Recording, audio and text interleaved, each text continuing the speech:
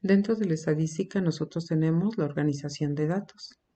Esta depende de los datos que nosotros tengamos, que son datos cualitativos, datos cuantitativos discretos, datos cuantitativos continuos. Vamos a ver un ejemplo de datos cuantitativos discreto a través de tablas de distribución de frecuencia, gráfica de barras, gráficas circulares. Nosotros tenemos un primer ejemplo en donde se selecciona una muestra de 25 mujeres que asisten a la clínica del seguro en el turno matutino durante 5 días, entre 15 y 35 años, a los cuales se le preguntó el número de hijos que tienen. Las respuestas obtenidas fueron las siguientes. Con estos resultados nosotros vamos a contestar las siguientes preguntas de interpretación. ¿Cuál sería la variable de estudio? Bueno, en este caso sería el número de hijos de las 25 mujeres. Tipo de variable. Como estamos contando, serían variables cuantitativas discretas. ¿Cuántas mujeres tienen menos de 3 hijos? Se puede contar los que son de 2, 1 y 0 hijos. ¿Cuántas mujeres tienen 3 hijos? Contamos los números 3. ¿Cuántas mujeres tienen 3 o más hijos? En este caso vamos a contabilizar 3, 4 y 5. ¿Qué porcentaje de mujeres tienen 5 hijos? Bueno, contabilizamos los 5 y lo dividimos entre las 25 mujeres. Como nos piden porcentaje, habría que multiplicarlo por 100. ¿Te imaginas? Estas preguntas fueron muy fáciles de contestar. ¿Por qué? Porque son 25 datos. ¿Qué pasaría si nosotros tuviéramos 40, 50, 100 o más datos?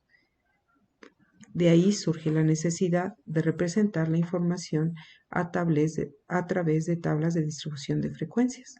Bueno, esta tabla de distribución de frecuencias son tablas donde se agrupan los datos de categoría mutuamente excluyentes. ¿Esto qué significa?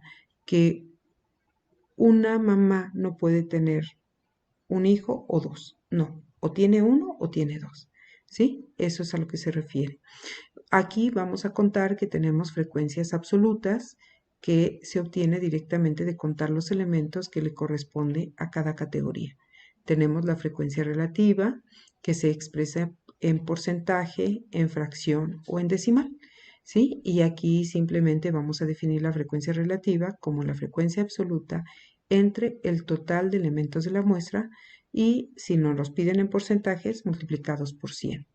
Tenemos también que la frecuencia absoluta acumulada no es necesaria para este tipo de problemas cuantitativos discretos, pero la vamos a agregar porque para irnos familiarizando con los datos cuantitativos continuos que se requiere para un tipo de gráfica en específico. ¿Qué necesita esta tabla? Pues bueno, necesita tener también un título, que es la distribución, en este caso, el título sería la distribución de números de hijos de 25 mujeres entre 15 y 35 años que asisten en la clínica del IMSS turno matutino, de tal manera que la información quede lo más explícito, que no tengamos que preguntar de qué es esta gráfica, sino simplemente cuando nosotros la veamos podamos distinguir de qué se trata, qué información me puede proporcionar. En el caso de una gráfica de barras, pues estamos observando que son barras que tienen un cierto grosor y vamos a dejar entre cada barra el mismo grosor. Van separadas, ¿para qué? En el caso de las barras separadas es para distinguir, para hacer énfasis en cada una de las clases.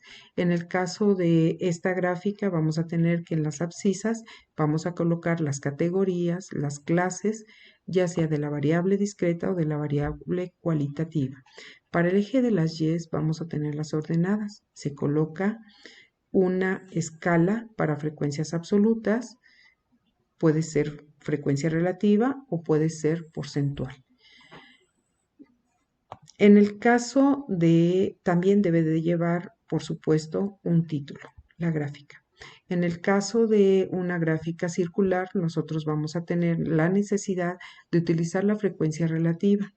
Esta frecuencia relativa que normalmente la tenemos en porcentaje y que son los datos que nosotros vamos a representar en nuestra gráfica circular, pues simplemente vamos, si utilizamos un compás y un transportador, pues lo que vamos a hacer es que ese porcentaje, vamos a hacer una regla de 3 diciendo que el 16% es, lo multiplicamos por 360 grados y lo dividimos entre 100%.